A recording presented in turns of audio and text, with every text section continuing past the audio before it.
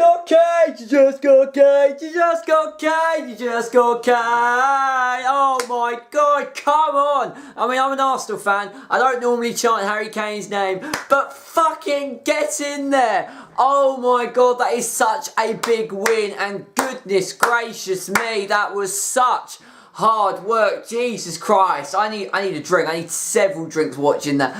Jesus bloody Christ, that was such a good performance, but yet it was such a frustrating performance, and it was just, I mean, Jesus Christ. I mean, if there's an easy way and a hard way, England always go down the hard road, but yet they played so well, and in the end they got their just rewards. And I've seen so many times England put in great performances, dominate games, and get bantered off. The referee was a joke. The Tunisia players were dirty. We had so many decisions not go our way. We created countless chances, and yet, oh yet, it was like 89, 90 minutes and we're still level. And had that game finished 1-0, it would have felt like a defeat. But then Harry Kane steps up and scores in the 91st minute to kick England's World Cup 2018 campaign off to the perfect and the best possible start with a win. Welcome back, ladies and gentlemen, to Examining England. These are my thoughts and feelings to the game in Group G in the FIFA World Cup 2018 tournament as Tunisia faced England. England opened up their World Cup campaign this evening, facing Tunisia on match day 1, the first of 3 group games. And I did a preview yesterday on my channel, and not only did I, and you know, I'll leave a link to the video down in the kind of the description of this video, I said, not only do I think it's not going to be an easy game, I also predicted that the game would finish 2-1, and I also said that there would be a controversial moment. Didn't really anticipate there was going to be 3 fucking controversial moments, but like, my prediction was spot on, and it was just an absolutely crazy game. It really generally was a crazy game. Let's try and break this down piece by piece, and let's kind of unravel this game and start right from the very beginning. Looking at the lineups, which was, I also predicted that I thought Gareth Southgate was going to start with a back 3. He's been playing with a back 3 for many of the qualifiers, and you know, it was almost a cert really. Wasn't too sure and didn't really know what team he was going to pick, and tonight was going to answer a lot of questions that I had, and it has answered a lot of the questions that I originally had. He went with Pickford in goal, and you know, he had kind of choices really. He could have gone with Pope, he could have gone with Butland. You know, he had a lot of options really. Went with Pickford, who, you know, has been, as I said, he's been great for Sunderland, even though they went down. He is an exceptional goalkeeper. Then obviously he went to Everton, and he's a brilliant goalkeeper. The nervousness was there, particularly for a young goalkeeper, and we've seen over the last couple of weeks really of just how dodgy goalkeepers can be. And it was a big night for Jordan Pickford, still very young, and we'll come on to his performance. We then had Harry Maguire, Jonathan Stones and Kyle Walker in a back 3. We had Ashley Young at left wing back, Kieran Trippier in right wing back. You then had Jordan Henderson as the holding centre defensive midfielder. You then had Jesse Lingard, and you had Dele Alli. And then you had Raheem Sterling playing as the 10 and Harry Kane as the sole striker. A good team. I was slightly worried about Maguire because, again, with it being young, I mean, it's a very, very young England side, but Harry Maguire specifically, I was a little bit worried. I personally would have gone for maybe, I don't know, I would have started Gary Cahill rather than, Harry Maguire. Happy with the team overall, really. Tunisia's team lined up, self-explanatory really, and you knew exactly what they were going to do. They were going to park 10 behind the ball and try and hit England on the counter-attack, and we started the game off very, very strongly, very, very well, and that's what I wanted to see. I wanted to see England come out of the gate, get off to the best possible start, come flying out of the blocks, press Tunisia high up the field and create chances. And boy, oh boy, did we create chances. Generally, the chances that we created, there were so many. I mean, we could have been at least 3-0 up within 20 minutes. Like, generally, we were so good. And not only was it nice to see an England side press, but it was so lovely to see them, you know, the balls over the top to, you know, Trippier were getting in, and the wing backs, particularly Young and Trippier, they were getting in to those spaces, and we were making great use of the wing backs. And when you're playing a back three, you know, your wing backs are not only, you know, as important going back, but they're also equally as important going forward. And it was absolutely crystal clear to see how, you know, involved and inviting that they were. Not only involved getting into dangerous positions, but inviting in terms of actually moving into those spaces. And the goal came just inside the 10th minute. It was originally a great save by Tunisia's goalkeeper Hassan, who was actually he was taken off due to an injury, but Kane kind of, you know, snapped in the rebound really on the 10th minute. It came from an original header by Jonathan Stones, and it was a brilliant, beautiful header. I mean, he got so much power and precision. Originally, the keeper made a fantastic save, but then fell back to Kane, who was a poacher. And, you know, it was a big night for Harry Kane. You know, he didn't score in the World Cup 4 years ago, and, you know, not only has he started tonight in the best possible way, but he's not only just got one goal, we've got two. But it was a great start, and we deserved a goal. We were absolutely 100%. We deserved to be in front, and, you know, England go 1-0, and at that point you're sitting there and thinking, this is going to be a great night. You know, this could be 3 or 4. You know, this could be 5. Originally, I was predicting for it to be a difficult night, and the night that I predicted was the night that transpired. But at that stage, you know, it looked very promising and very encouraging. You were just sitting there, I was sitting there with my dad, you know, relaxing, thinking this is just going to be a typical day at the office, and this is going to be a very easy game. And then, you know, I'd say about 20 minutes, so we scored inside 11 minutes. I'd say then we made the first kind of red flag. We made a defensive error at the back, which allowed Tunisia to break through, and nothing really came of it. But we sort of took our foot off the acceleration, and Tunisia started to get themselves back into the game. And then on 35 minutes, they get a penalty.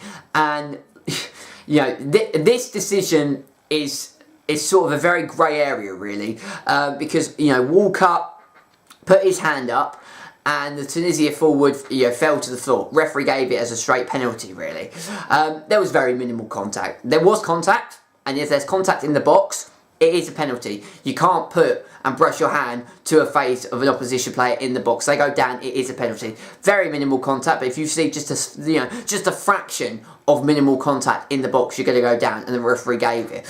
And even though personally, I don't think it was a penalty, but again, I'm quite biased when it comes to that. I was sitting there and thinking to myself, okay, I can understand why that's been given. I don't necessarily agree that that was the right decision, but I can understand why that has been given. And, you know, Sassy steps up. Pickford really didn't have too much to do in like the first kind of 35, 36 minutes. And it was a really nice penalty. Pickford almost saved it. Almost. He got a fingertip. He couldn't get enough power to get that ball away. But the penalty was really precise. Like, he got it right into the right-hand corner, or the left-hand corner, should I say. It went down to the left-hand corner, and Pickford kind of moved it to the side, and it was a really good penalty, and you know, a really top goalkeeper would have struggled to save that. And then kind of the first half just dissipated, and it kind of just petered out, really. And it was frustrating. It really was frustrating. And then moving into the second half, there was real frustration. I mean, we were creating chances. We were causing Tunisia problems. We stepped off the gas in the second half much more than in the first. Despite the fact that we were creating chances, despite the fact that we were dominating the ball, we took our foot off the gas, and that was my worry, and it still is my worry. You know, that if plan A is not working, do England have a plan B? Do they have a plan C? Can they adapt and, you know, change their circumstance and change their playing style should the game not be going their way? And that is something that I still am not entirely sure that they can do. And, you know, Tunisia had a couple of shots. I mean, Tunisia had 39% possession. They had 6 shots, 1 on target. We had 18 shots, but only 8 on target. So we weren't being clinical, and we were creating so many chances, but not converting them. You know, Lingard had like 4 or 5, you know, glazing opportunities. Sterling really didn't do too much. And, you know, it was a worry. It really was a worry. And, you know, the second half kind of got to like 75, 80 minutes, and I'm sitting there and thinking to myself, this is just going to fizzle out. This is just going to fizzle out. And should this have finished as a draw, I really would have felt that this it would have felt like a defeat really, because with that heavyweight game against Belgium on match day 3, as I said in my preview, we need to beat Tunisia, we need to beat Panama, so we don't have to rely on that Belgium game, knowing that should we not win, which I don't think we're going to win, but should we not win, we're going to go out. I want to get to a stage where hopefully going into that Belgium game we're already through, regardless. We're just seeing if we can get top spot. And Belgium won earlier today. They got a 3-0 comfortable victory in the end. It wasn't the most comfortable game overall, but in the end they got a comfortable win over Panama. So it was vital that we kind of joined them really, and we should be beating Tunisia and Panama. The quality that we've got, particularly against Tunisia, we should be comfortably beating them. But you've seen over the last couple of days, this World Cup tournament, Germany losing yesterday, all bets are off. You can't predict, but we had to get a win here. To start off on a negative can just set your whole World Cup into motion, and that motion will be a very negative motion. And you can't do that. You've got to start positive. 4 years ago we didn't get a win. In Euro 2016 we didn't get a win. And it just set the tone for the whole tournament. And because you're chasing from the very first moment. You're putting yourself under instant pressure, immediate pressure at the very first moment, and it was a really frustrating day. I mean, we should have got, the referee was an absolute joke. We should have got at least 3 penalties on 3 separate occasions. Not 1, not 2, but 3 fucking separate occasions. They were grabbing, Harry Kane got wrestled to the floor. They were wrestling, like seriously. And like all this VAR bollocks, firstly, has VAR just shut down? Why is VAR not picking up that there's manhandling in the box? The referee is looking straight at these decisions. Is he Stevie fucking Wonder? He's looking straight at them. You give the penalty for Tunisia, right? You give the penalty that was a very minimal penalty, really. Still was a penalty, but, again, that is open to debate. The 3 penalty claims that we had, they were absolute certs, and he didn't give them. I mean, he gave so many decisions for Tunisia and not England, and he was awful. He was absolutely awful, and it was just one of those nights where you've just thought none of the decisions are going to go in our favour, nothing's going to go our way, and it's going to fizzle out. And then finally, in the 91st minute, from a corner, and we were, Rashford came on, Loftus-Cheek came on, it added an extra bit of pace, a little further dimension, because we needed it. We needed a spark, we needed something. And Rashford and Loftus-Cheek, despite making a couple of errors, they certainly, gave that spark. They set a spark in motion. And, Tunisia lost sight of Harry Kane, and because of that, he got in and got the goal in the 91st minute. And from then, we just held on to get a big win. It wasn't pretty. It wasn't easy. It was a very, very difficult game. It should have been a lot simpler and a lot easier. But that doesn't matter anymore. It doesn't matter how you win. It's just that you win. We got the win. It was a big win. And we move on to the game on Sunday against Panama with comfortability, really. We should get the win against Panama, but it's not like that game is going to be, there's not going to be heightened pressure because we've already got 3 points on the board. We need to beat Panama. It's the same feeling and it's the same objective. We've got to get 6 points before we face Belgium, in my opinion, and that will put us in good stead to qualify. We might already be qualified, but it's the perfect start. 3 points out of 3, a good win, a big win at the end. It wasn't the most easiest game. We made hard work of it. We created chances. We dominated the ball. Our pressing was really nice, and it's just nice to watch an England side that at times was very exciting. When I go back and revisit, the England team managed under Roy, it was like watching just salad in a bowl, just sit there. The difference between Roy's side, and this is the best analogy that I can give and what I will finish this video off, right?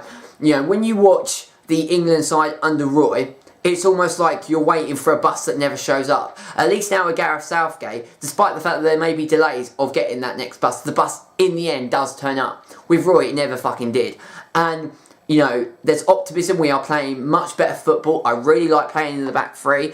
I think maybe a couple of changes here or there, and just a couple of, we did make a couple of stupid moments, and you know that comes with just, you know, it was very, very hot, and I can understand the pressure of being, you know, at a major tournament, but it's those little errors that against the better sides, against the big teams, you are going to get punished. And you know, Tunisia, despite the fact that they came with a plan and they, you know, tried to execute a plan, and they almost, you know, executed that successfully, in the end England's quality shined through and we got the job done. But against the bigger side, you know, that's what I'm worried about.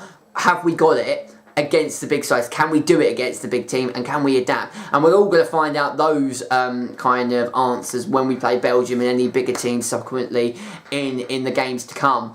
But you know, we should be beating Tunisia, which we've done. We now need to go on to beat Panama. You know, and overall I'm happy. I'm a very, very happy man this evening. But again, you know, there's still a few unanswered questions that are going to be answered as the competition kind of progresses. But from a starting point and from an opening night, in the end, a very, very positive one.